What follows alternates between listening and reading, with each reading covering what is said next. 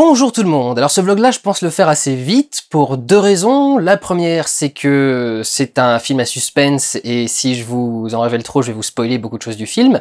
La deuxième, c'est que c'est un huis clos qui se passe à peu près toujours au même endroit, donc j'ai pas des tonnes de choses à vous raconter en fait. C'est pas un film où il y a une scène qui peut créer un truc extraordinaire par rapport à une autre scène. C'est grosso modo, c'est à peu près toujours le même décor et le même environnement. Et si je vous en parle trop, je vais vous spoiler l'histoire de ce film Tunnel, film coréen qui vient d'arriver, réalisé par... Alors, il va falloir que ceux qui savent parler coréen me disent comment est-ce qu'on dit le prénom avant le nom de famille ou le nom de famille avant le nom, parce que sur internet je trouve les deux.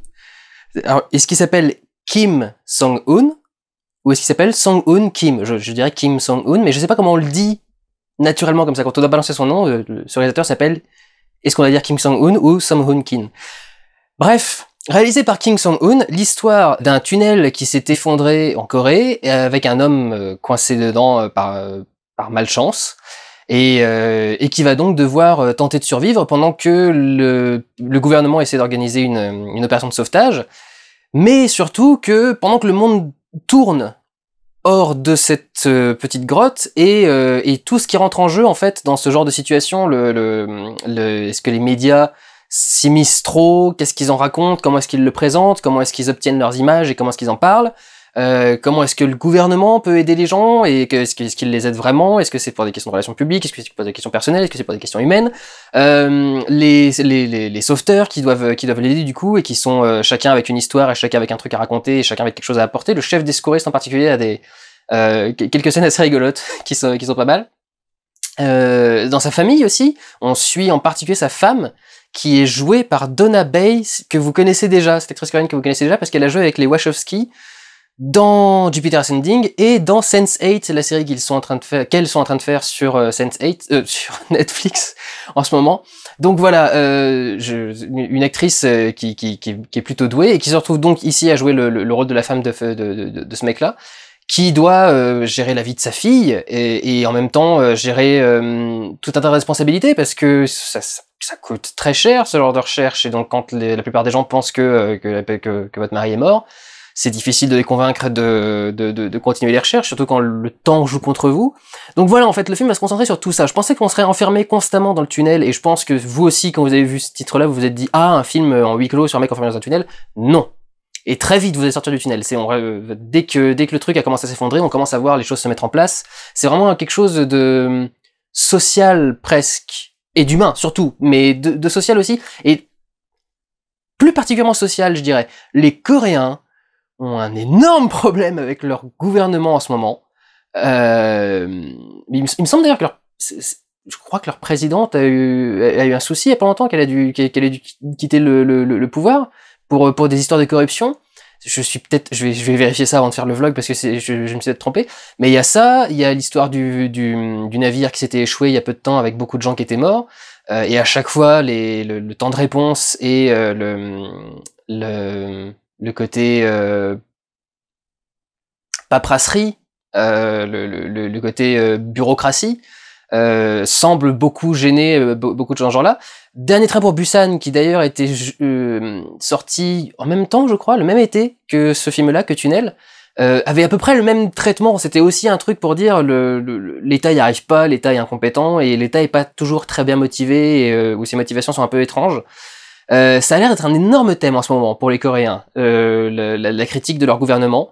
Peut-être que c'est quelque chose qui est moins courant dans les sociétés asiatiques que dans la nôtre, parce que chez nous, peu importe qui est au pouvoir, j'ai toujours entendu tout le monde critiquer tous les gouvernements que j'ai vus au pouvoir depuis que je suis né, et j'ai quand même vu 30 ans de gouvernement au pouvoir, donc voilà. Mais je crois que ça doit être assez neuf pour eux, et qu'ils commencent à peine à explorer, et ça donne des films assez intéressants. Le côté de tension reste travaillé. C'est quand même la question et l'enjeu principal, c'est ce qui va survivre et comment est-ce qu'il va survivre et comment est-ce qu'il va faire. C'est là que le film est intéressant. Et c'est là que je peux pas trop vous en parler. Si je me mets à vous dire ce qu'il découvre, ce qu'il fait et qu'est-ce qui peut l'aider, qu'est-ce qui peut ne pas l'aider, je vais vous spoiler toute l'intrigue. Et j'aurais pas trop d'intérêt à le faire parce que à part vous dire ce qui se passe, ça me servira pas à grand chose. J'aurais rien de plus à vous dire au niveau de l'image, etc. Donc mais vraiment l'angoisse reste intéressante, mais la question principale c'est, c'est pas lui la question principale. il y a le problème et comment est-ce qu'il est géré par tout le monde, lui y compris et en priorité, mais c'est le problème, l'éboulement et la voiture à sortir donc qui va occuper le film principalement. Donc voilà, c'est à ça que vous devez vous attendre si vous allez voir Tunnel. Vous attendez pas à un truc où vous allez voir un mec survivre pendant des jours et des jours, genre seul au monde. Tom Hanks, c'est pas du tout le principe. En termes de réalisation, du coup, j'ai pas grand chose à en dire parce que c'est principalement des intérieurs dans des tentes ou dans des trucs dans ce genre-là, ou des intérieurs dans le tunnel où il y a du coup très peu de lumière et il faut faire avec ce qu'il y a. C'est très bien géré du coup, mais c'est vrai que j'ai pas grand-chose à vous dire en termes de réalisation. Le choix du scope est un peu étrange parce que comme on est dans un endroit restreint, on pourrait se dire que c'est pas le truc le plus évident pour filmer.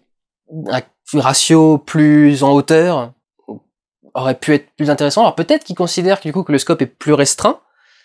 Et le scope est beaucoup plus large, donc en principe ça étend le champ de vision et étend les possibilités. Donc pour un truc d'enfermement, ça me paraît étrange. Cela dit, en gros plan, le scope peut avoir un côté enfermant. Bon, bref. Mais c'est vrai que sinon j'ai pas grand-chose à vous dire. Ils ont utilisé plein de petites caméras pour tourner dans des petits décors, mais comme c'est un film coréen, j'ai pu trouver aucune information sur quelle caméra ils ont utilisé et comment est-ce qu'ils ont fait le truc.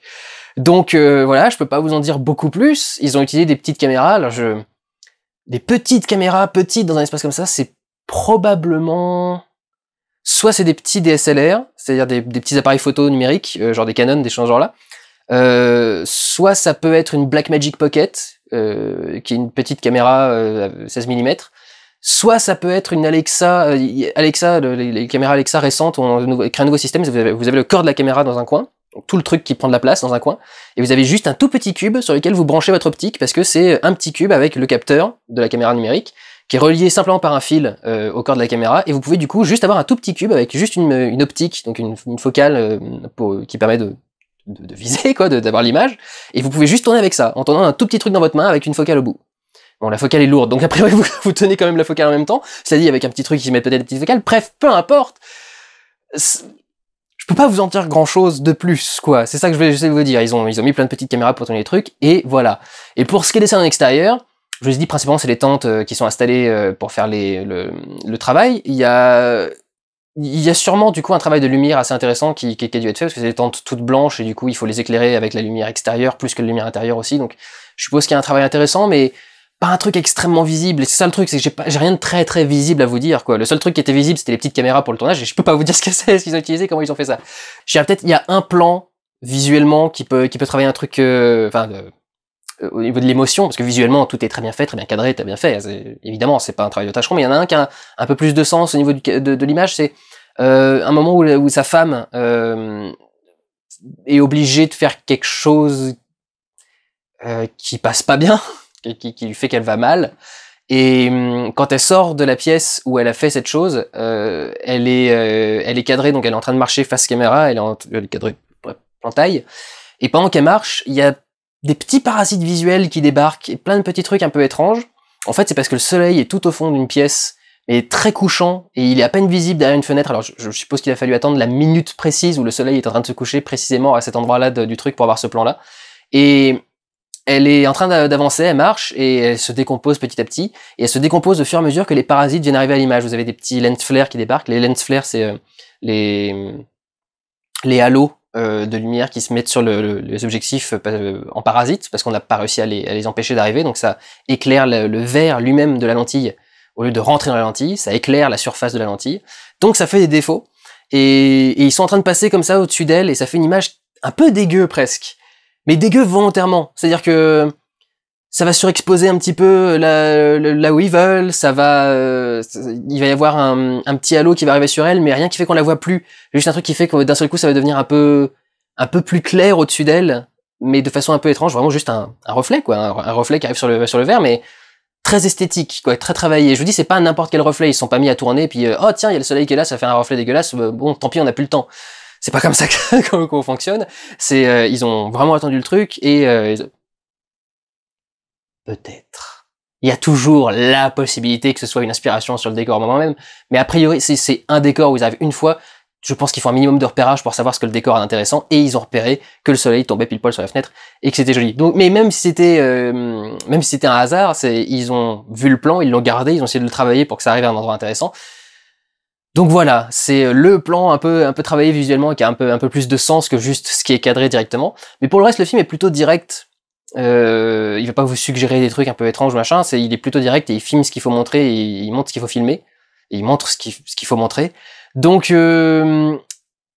à part vous dire que c'est un très bon film, que on a effectivement peur pour ce mec et pour cette angoisse, que c'est intéressant de voir aussi tout ce qu'il y a autour de ce sauvetage qui est mis en place, etc. Je peux pas vous dire grand chose de plus. Je vais vous conseiller d'aller le voir. Ce sera aussi simple, parce que c'est un bon film, et je vous encourage à aller voir tous les bons films, quels qu'ils soient et quel que soit le sujet. Et celui-ci n'est pas plus intéressant qu'un autre. Donc voilà, je vous encourage à aller voir Tunnel, qui est un très bon film. Encore une fois, grâce à nos amis coréens. Et voilà, j'ai à peu près rien de plus à rajouter, rien de plus de choses. Voilà, quand je me mets à me fouiller que je sais plus quoi dire, c'est que c'est le moment d'arrêter. Prenez soin de vous, allez voir des films. Ciao.